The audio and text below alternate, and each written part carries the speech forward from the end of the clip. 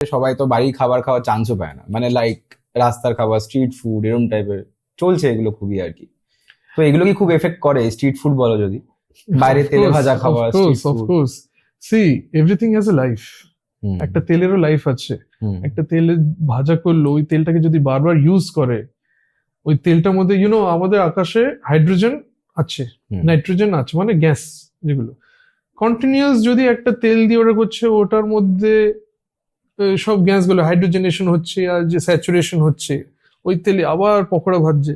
এবার চিনির চাশনি, I am against sugar, আমি সুগারের এগেনস্ট, যেটা মানে সুগার প্রসেসিং কি করে phosphoric acid, sulphur dioxide, amylase, এগুলো দিয়ে প্রসেসিং হয় অনেক রকমের তোমার, যেখানে কিনা যেটা দেশি খান্ড, যেটাকে সীতা বলে বা মিশ্রি বলে, দেশি, ওর মধ্যে এসব কেমিক্যালের কোনো কাজ নাই, ফসফরিক অ্যাসিড হ্যান ত্যান এসবের নাই, আমি ওটাকে প্রেফার করি।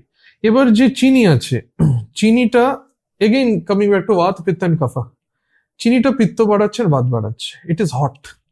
ওকে, দেখবে চিনির জিনিস খাবার মুখটা তিতো লাগে, হয়তো নোটিস করেছে আফটার টেস্ট যেটা বলছো বলাই দিয়ে, যেখানে আমলকিটা খাওয়ার পরে যদি জল খাও কি লাগে? মিষ্টি লাগে, মিষ্টি। সো দ্যাট মিন্স আমলকি ইজ মধুর, এন্ড চিনি যেটা ফ্যাক্টরি থেকে আসছে, হোয়াট ইজ দ্যাট?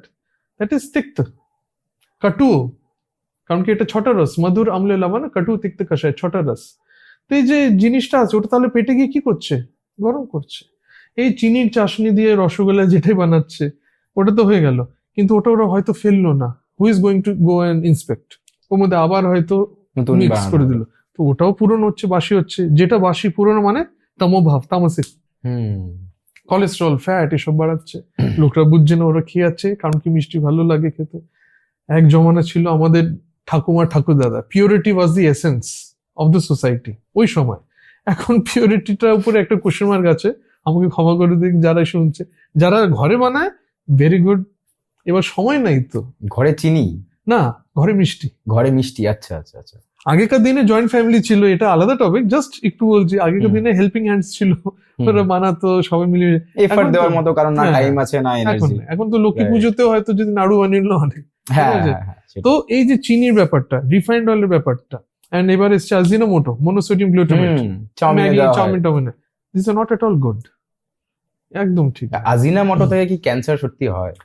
দেখো, রিসার্চ অনেক কিছু আছে, কিন্তু আমি বলবো যে যেই জিনিসটা আমাদের শরীরের মধ্যে কোনো রকমের রিয়াকশন যদি শুরু করে, আমি যদি কেমিক্যালি ওটাতে যাই, ওটা আলাদা বড় টপিক হয়ে যাবে, what it is doing in the gut. কিন্তু এদের বাই প্রোডাক্ট, এদের লেভেল অফ ইরিটেশন, এরা আমাদের শাস্ত্রতে বাত পিত্ত কাফ, এই তিনটার উপরই কাজ। যখনই এরা পিত্ত বাড়াচ্ছে, বাত বাড়াচ্ছে, এটা তখনই একটা রোগের সৃষ্টি করবে আস্তে আস্তে। তাই জন্য হিস্ট্রি টেকিং খুবই দরকার। একটা পেশেন্ট যখন যাবে, হি শুড স্পিক কি ও কি কি করে, কি লাইফস্টাইল, পাস্ট লাইফস্টাইলের ব্যাপারে বা কি হয়েছে লাইক।